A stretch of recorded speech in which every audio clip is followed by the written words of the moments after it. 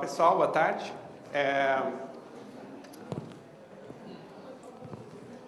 Para começar, eu queria fazer algumas perguntas para vocês. Quem é que aqui usa Fabric ou sabe o que é? Quem é que aqui usa Puppet ou sabe o que é? Beleza. E alguma coisa semelhante, CF Engine, Chef? Também lá. Beleza. Então, a ideia hoje é mostrar para vocês um pouco da história de como é que funciona para fazer um deployment de um código para servidores em produção. Algumas das ferramentas que eu citei são ferramentas que o pessoal usa bastante hoje. Como vocês viram, tem alguém, mais ou menos uns 10% aqui do pessoal que está aqui dentro sabe o que é, pelo menos, o que a gente está falando, né? E como é que essas coisas foram evoluindo, qual é o tipo de funcionalidade que cada uma provê, e também mostrar um pouco de o que a gente pensa para o futuro, né? Para como essas ferramentas têm que evoluir, ou se talvez tenha alguma ferramenta que tenha que substituir essas ferramentas que existem, por elas não escalarem muito bem quando se trata de um ambiente de cloud, né? Quem aqui sabe o que é cloud? Cloud Computing. Beleza. Quem usa Cloud Computing? Beleza. Vocês usam o quê? Amazon EC2 ou alguma coisa dentro da empresa? Amazon? Alguma coisa interna? Beleza. Então tá. Bom, ontem conversando com o pessoal, né? Conversei com o Alan Runner, que ele está aí. E eu estava falando, né, sobre qual é o meu trabalho hoje dentro da Canonical, o que eu estou fazendo. Eu trabalhei com o Alan durante 6 anos na Infold Systems e durante aquele tempo eu era programador clone e o meu trabalho basicamente era construir websites. De vez em quando a gente tinha que fazer também uma parte de sysadmin, botar os sites em produção, configurar os servidores, configurar os serviços e manter eles rodando, né? Então eu pedi para o Alan, como é que está a coisa hoje lá na Infold? O que vocês estão usando para fazer esses deployments? Como é que vocês botam os servidores clone em produção? Como é que vocês copiam o código para o servidor, reiniciam os serviços? E aí disse, olha, a gente faz tudo na mão, a gente faz SSH na máquina, faz rsync, roda make lá dentro da máquina. Então, eu chamei isso de Texan Style, né? A Infold Systems é uma empresa do Texas, lá nos Estados Unidos, e é um estilo meio cowboy, assim, vamos lá, vamos SSH, rsync, vamos nessa. E muita gente hoje em dia ainda usa esse estilo de deployment, de chegar e, bom, eu sei como funcionam os meus servidores, eu sei que o servidor tal está nessa sala aqui, eu sei que esse servidor tem tanto de memória, tem tanto de disco, e as pessoas não, geralmente a gente dá um nome para o servidor, às vezes até escolhe um nome bonitinho, esse servidor aqui vai ser o, sei lá, diz um nome aí, Tatu. A minha máquina, por exemplo, era Cotia e a outra era Butiá. Então são nomezinhos bonitos, né? E a gente se apega um pouco às máquinas, a gente cria um elo afetivo, assim, né? Com os servidores. Eu vou colocar o meu servidor de banco de dados no Butiá e o meu servidor Apache eu vou botar no Cotia. Legal.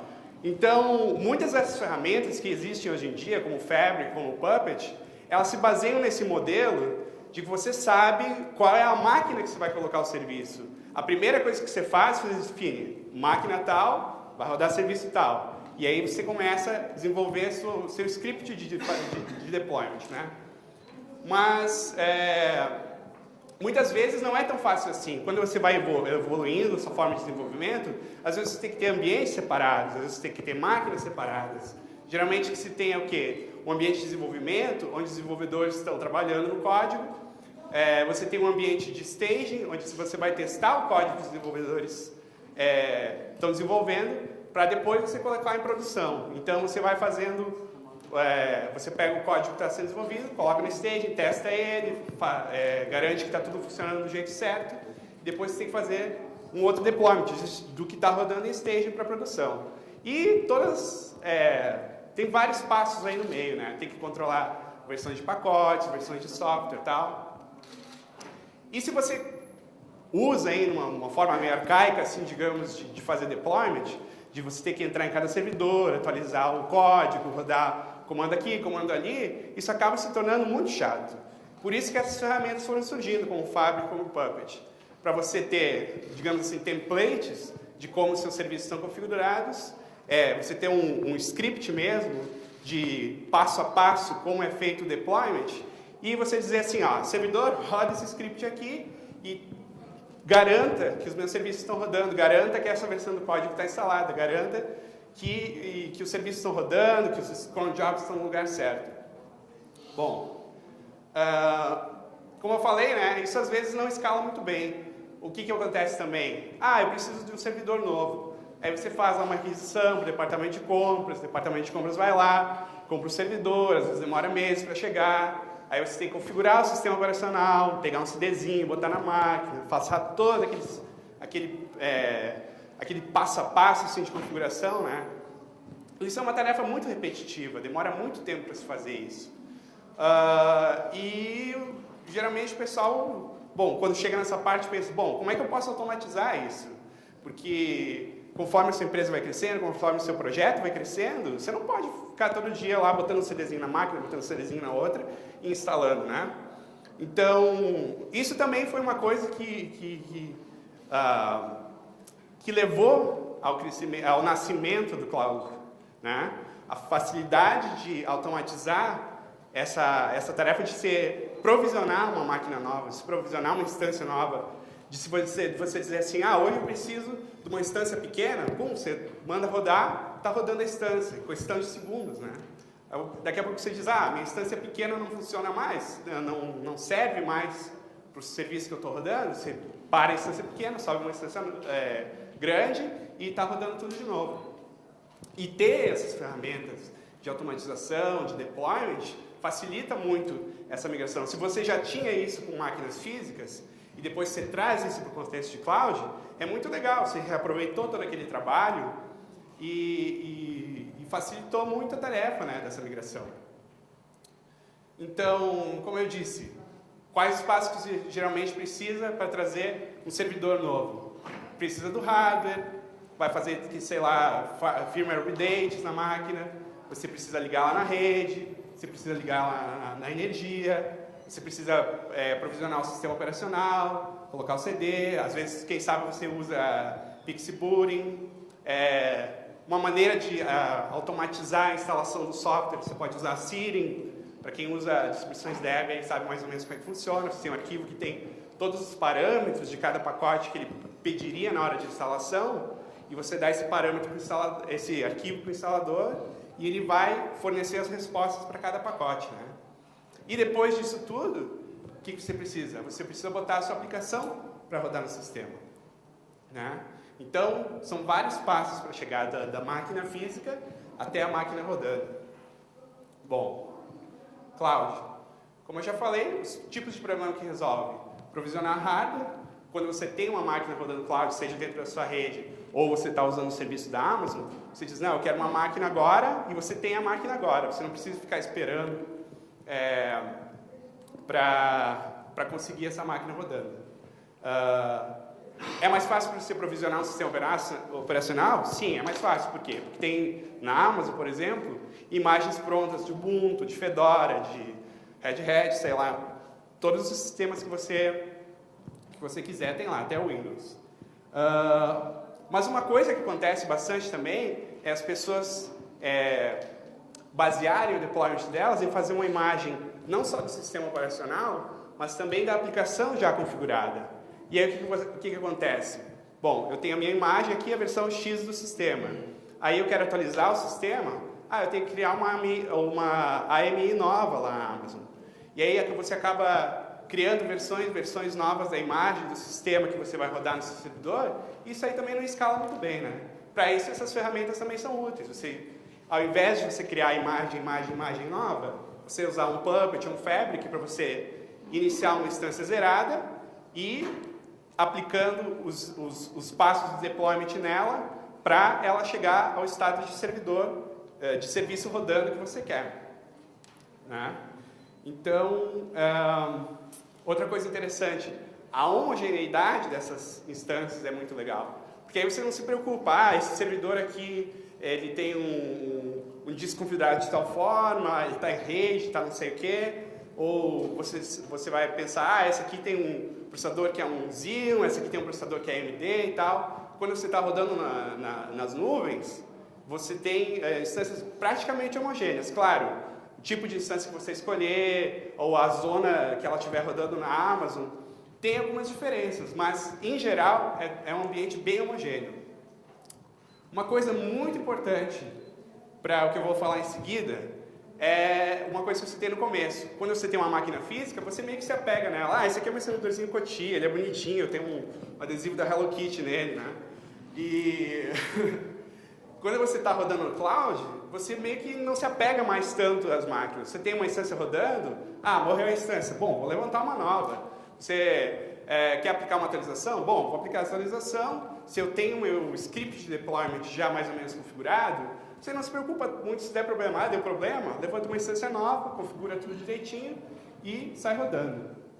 Mas isso também causa um problema na hora de você criar esses scripts de deployment. Como eu falei no começo, geralmente as ferramentas de deployment, elas precisam que você saiba aonde é a máquina que o serviço vai estar rodando para depois fazer a configuração. Você tem que dizer para ela, no meu servidor Cotia vai rodar o banco de dados. No meu servidor Butiá vai rodar meu Apache, né? Mas quando você está rodando no cloud, você tem já duas máquinas rodando. Eu quero rodar uma terceira. Puxa, eu tenho que dar um nome para a máquina, levantar ela e aplicar um script de deployment. Bom, eu tenho que escolher um nome e tal. Aí eu tenho que mudar meu arquivo de configuração, tenho que fazer commit no arquivo de configuração, tenho que rodar o script de novo. Então isso acaba se tornando um processo chato também. Então, não seria legal se você pudesse chegar e dizer assim, bom, eu preciso de uma instância nova de Apache. E eu vou dizer para o meu script de deployment, me dá um Apache e ele faz toda essa parte para você. Ele levanta uma máquina virtual, ou uma instância no cloud, né? Ele dá um nome para ela, ele classifica ela como um servidor de web e ele coloca o serviço para rodar. Seria legal ou não seria? Quem acha que seria legal? Vocês estão entendendo mais ou menos aonde eu quero chegar? A ideia seria o seguinte, ao invés de focar na máquina como a unidade básica de deployment, de focar na máquina de ter a máquina como foco do seu processo de colocar um serviço em produção, você se preocupa simplesmente com o serviço. Você diz, assim o meu serviço é definido, assim o meu servidor web é definido, assim o meu servidor de banco de dados é definido, e assim é a conexão entre eles. Você poder fazer assim, por exemplo, dizer, o meu servidor web precisa de um banco de dados. Não importa se é Apache, se é Postgres, você simplesmente abstrair essa questão de como o serviço é configurado e ter digamos assim, uma interface abstrata que diga, bom, eu provejo um servidor de banco de dados e lá do outro lado o cara diz, eu preciso de um banco de dados. E aí fazer a conexão automática desses dois serviços. No caso, por exemplo, de um proxy, de um balanceamento de carga, você tem um servidor aí, HA Proxy, por exemplo, diz assim, eu sou um HA Proxy para o servidor web. E lá do lado outro servidor web diz assim, eu preciso de um load balancer. Né? Não, na verdade, o HA Proxy diz, eu sou um load balancer. E o outro diz, eu preciso de um load balancer. E aí os dois se conectarem. Seria muito legal isso, né? Então, pensando nisso, dentro da Canonical, o Gustavo, um dos cabeças desse projeto, né, criou esse projeto que hoje se chama Juju. O que o Juju faz? Ele implementa esse paradigma de abstrair a conexão entre os serviços. Ele provê eventos que dizem assim, esse serviço está disponível, quem precisa dele? Aí outra parte diz assim, eu preciso dele, vamos nos conectar. Então, o Juju, além disso, ele faz a parte de provisão. Você diz, ele vai dizer assim, eu preciso de uma instância de tal tipo para rodar esse serviço, que vai rodar, pode ser na Amazon, pode ser na sua máquina, pode ser no servidor físico. Existe um serviço de provisioning que vai fazer o seguinte, vai dizer, Juju, aqui tem uma instância, coloca o serviço nela. Então, a ideia é mais ou menos essa. Você define como o serviço se comporta, você define uma abstração para ele que diz assim, esse é o tipo de serviço com que eu quero me conectar, e quando o serviço fica disponível, você diz, eu quero me conectar a esse serviço. E assim, você pode dizer coisas, por exemplo, eu preciso de uma instância nova do meu servidor Apache, rodando WordPress, porque o meu site não está escalando suficientemente. E aí você não tem que se preocupar em qual é o tipo de instância que você vai levantar, qual é a zona que ela vai rodar, qual é a configuração que ela vai ter de sistema operacional. Você já tem uma fórmula, que no Juju se chama Charm, que diz como esse serviço se comporta, que diz quais as coisas que ele precisa instalada na máquina para sair funcionando, que diz quais as conexões com outros serviços que são necessárias para ele rodar de uma forma escalável. Outra coisa interessante é que, por definição, já nos documentos que explicam como isso funciona, a gente já pede que pessoas que criem fórmulas de forma reaproveitável, que elas criem essas fórmulas de um jeito que elas sejam escaláveis também. E vai existir um repositório, já existe na verdade, com vários charms, né, várias fórmulas para alguns serviços conhecidos, por exemplo, WordPress, MySQL, o que mais tem? Wikimedia, tem o esquema da Wikimedia, né? Wikipedia, Hadoop. Então, já existem vários serviços desses pré-definidos no repositório que você pode pegar e reutilizar para rodar o seu serviço, entendeu? Então,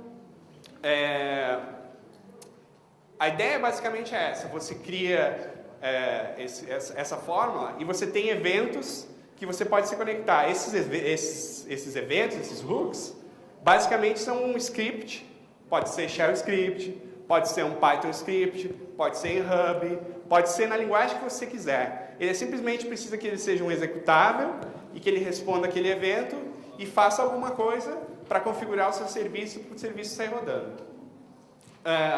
Então, o título da palestra era qual é o futuro do Cloud Deployment e qual o papel do Python dentro dele. Bom, além de Python ser a nossa linguagem preferida dentro da Canonical e aqui também para todos da conferência, o Juju hoje ele é escrito em Python, ele usa Twisted, ele se conecta com um serviço chamado Zookeeper e ele é todo escrito em Python. Quem sabe ele chega a ser reescrito em Python 4, a gente não sabe ainda como é que vai ser isso aí. Mas a ideia é essa. E uma das coisas que eu gostaria de ver, por exemplo, nesse repositório de fórmulas do Juju, seria um serviço Django. Porque você vê mais ou menos como é que funciona para você fazer deployment do servidor Django. Você tem um arquivo settings.py e você diz lá, esse é o banco de dados que ele vai usar, esse é a instância do main cache que você vai usar, e quando você escreve isso, você tem que definir tudo ali dentro daquele script. Seria muito possível ter uma fórmula para Django que abstraísse essas coisas, que dissesse, eu preciso de um banco de dados, eu preciso de um main cache. E quando rodasse um hook desses, quando rodasse um evento desses, aqui tem um banco de dados disponível, ele modificasse o arquivo settings.py para colocar ali dentro qual o endereço, qual é a porta do servidor de banco de dados. Olha, seria genial se alguém fizesse isso hoje ainda. É possível fazer, é muito fácil de fazer. Então, basicamente era isso que eu queria falar. Eu não coloquei o site ali, mas o site é juju.ubuntu.com, bem fácil de lembrar. Vocês podem entrar lá, ver toda a documentação, ver as fórmulas que já estão disponíveis, ver como rodar. Inclusive, no fim da página tem um videozinho muito legal, mostra o WordPress rodando, conectando num servidor MySQL. E eu acho que tem o quê? Uns 4, 5 minutos naquele vídeo? Uns 5 minutos. Então, o que é? Em 5 minutos, um servidor WordPress sendo rodado na Amazon, sendo rodado no MySQL, e os dois se conectando, e tem mais o que? HProxy? Não, é só isso aí. Então, sai rodando um WordPress em 5 minutos, rodando 2 ou 3 comandos. Muito legal, vocês têm que ir lá ver. Então, eu vou abrir para perguntas. Acho que tem bastante tempo, né? Então, eu posso responder as perguntas, também o Gustavo pode responder algumas. Pessoal, estamos abertos a perguntas, então levanta a mão, olha o microfone, vamos lá.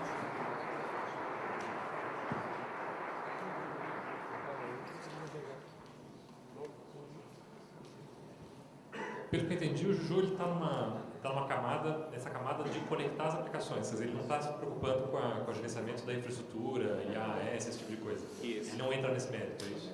Não, essa parte de prover infraestrutura, ela pode ser, assim, digamos, plugável. Hoje ele funciona com a Amazon, mas eles estão implementando, por exemplo, para funcionar com containers LXC dentro do Ubuntu. Ah, entendi. Ele está específico para a Amazon hoje.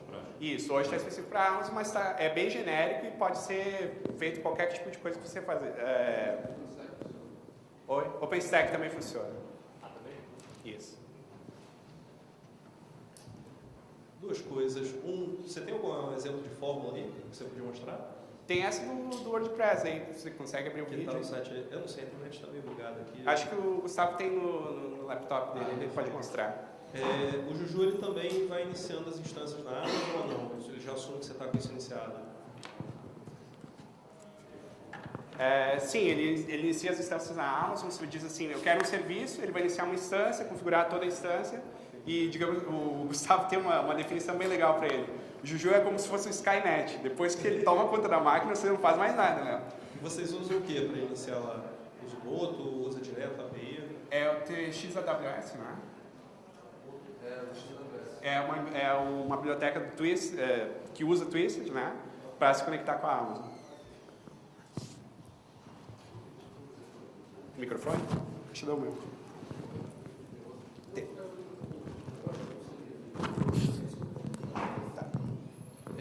Então, aqui eu tenho, antes de mostrar, só que eu estava planejando mostrar para vocês, que eu acho que é uma coisa legal de ver, é o seguinte, isso aqui é um teste funcional que a gente tem. Tá? Esse teste funcional aqui é o seguinte, aqui a gente botou no ar a semana passada, porque a gente está quase chegando no final da liberação do Ubuntu 11.10, e aí a gente quer saber, qualquer commit que entra no trunk, a gente quer saber se a coisa está funcionando ou não.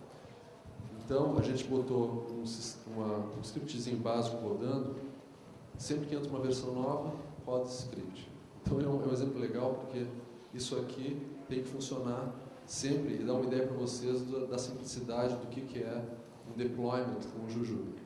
Até é interessante falar, o Juju se chamava Ensemble, até a semana retrasada. O nome desse projeto era Ensemble, na Canônica. Ele foi renomeado, Juju vem da mesma origem da palavra Ubuntu. Juju significa, que parece para nós, parece uma coisa super familiar, né? Um apelido de uma pessoa. Juju significa magia, na mesma linguagem que o Ubuntu é a origem da palavra Ubuntu, significa magia, então por isso daí que vem o termo. Então aqui a gente está vendo como é que funciona a coisa. Faz um bootstrap, esse bootstrap aqui, ele simplesmente cria o ambiente para ser rodado, seja ele no OpenStack, seja na Amazon, seja numa máquina física. A gente está fazendo também, a gente está criando um sistema agora que vai permitir que isso funcione localmente na máquina para desenvolvimento, para que tudo possa ser feito deployment na máquina local. Então o Bootstrap cria o ambiente. Aí a gente está botando eu botei aqui por enquanto um status, um loop, só para ver quando é que a máquina está pronta. Isso aqui no futuro não vai ser necessário. É um hack só para funcionar o teste realmente por enquanto. Aí ele faz uma última verificação do status aqui, para ter certeza que está funcionando. Isso aqui, novamente, isso aqui é um teste.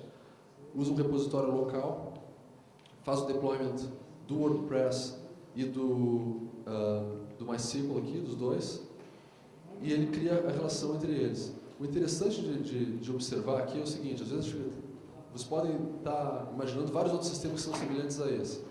O grande sacada desse sistema aqui é que o Juju não sabe absolutamente nada a respeito dessas duas fórmulas que estão ali, além dos metadados que estão dentro das próprias fórmulas.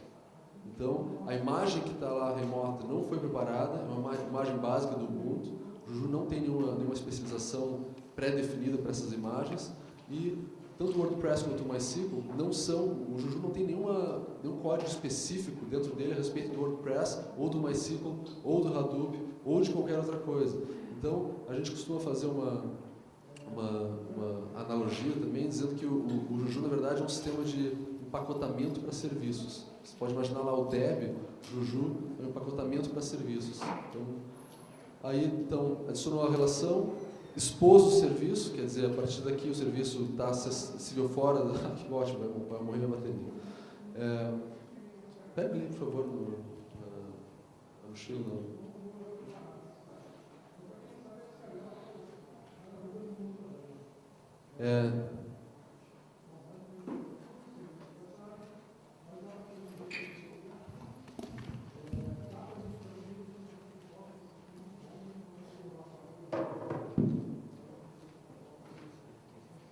Nada como uma apresentação bem planejada.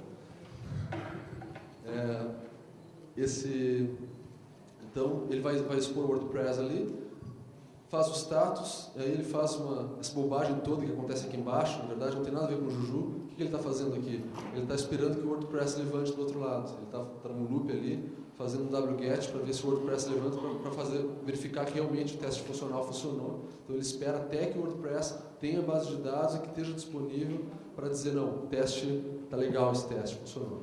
Então isso aqui é o nosso teste funcional. Eu vou sair aqui e vou entrar, então agora, no código do Juju em si. E vou entrar nos exemplos. E vou ver o tal do WordPress aqui. Então, isso aqui é a fórmula. Tem alguns arquivos básicos ali. Ele tem o metadata, que é onde tem as informações básicas do serviço. Aqui a gente vê que ele tem um nome, revisão da descrição. E o mais interessante no final ali, ele diz que ele requer uma base de dados cuja interface é MySQL. Essa interface aqui não está falando a respeito do protocolo do MySQL com o outro lado. Essa interface aqui é a interface do Juju. Porque se a gente olhar dentro do diretório hooks, como o Sidney estava explicando de forma legal, a gente vê que ele tem uma série de arquivos. Esses arquivos aqui, eles respondem ao evento no momento em que ele ocorre. Então, no momento que esse charm for instalado, ele vai rodar o install, vai rodar o start para iniciar. No momento que a base de dados do outro lado for estabelecida, estiver disponível, e ele entrar em contato, acontece o DB Relation Change. Quer dizer, ele vai dizer que a base de dados está disponível. E aí, se a gente analisar dentro desse hook, vem algumas coisas ali um pouco menos legais de se analisar em detalhe, mas basicamente é só realmente trazendo o serviço à vida, certo? Aí são questões dependentes do serviço que, dependendo do que se vai fazer, pode se fazer coisas diferentes aqui. É importante notar o seguinte, o pessoal que usa Chef, que usa Puppet, que gosta desses sistemas, vocês vão saber, vocês já conseguem imaginar, eu acredito que esse script, na verdade, ele poderia ser um script de Puppet ou de Chef. O script que está aqui dentro, esse DB Relation Change, nada impede que ele seja um script desses outros sistemas. Na verdade, o Juju, na verdade, ele é um cara que fica em cima, que fica orquestrando toda aquela bagunça ali para ter certeza que a coisa está funcionando direito. Então, esse é um exemplo de forma. Oi? Eu estava procurando até agora, pessoal, tinha um vídeo aqui, eu estava procurando até agora, não achei. Última pergunta, tá? Deixa eu perguntar aqui uma coisa. Isso aqui é só para fazer o primeiro deploy, para você estabelecer a infraestrutura. Para você fazer uma atualização de software do seu programa, você usa também ou aí você usa outras ferramentas? Não, ele tem, assim como a gente tem um hook para instalação, a gente tem um hook para atualização também. Se fizer lá um Juju Upgrade Charm, ele vai atualizar e vai notificar o Charm internamente dizendo, olha, eu te atualizei, está com os novos arquivos agora, faz o que quiser. Então ele é meio agnóstico, entendeu? O que é feito, ele é meio agnóstico. Ele não é um cara opinionado a respeito de como é que o Charm tem que se comportar. Exatamente. O teu Charm é que diz como é que ele se atualiza. O que o Juju faz é avisar que ele está sendo atualizado e trocar os arquivos para que ele se atualize. Mas quem faz a mágica é o Charm dentro ali. Então tem esse layer de encapsulação, de encapsulamento que ele protege. Pessoal, vamos agradecer então ao Sidney e ao Gustavo.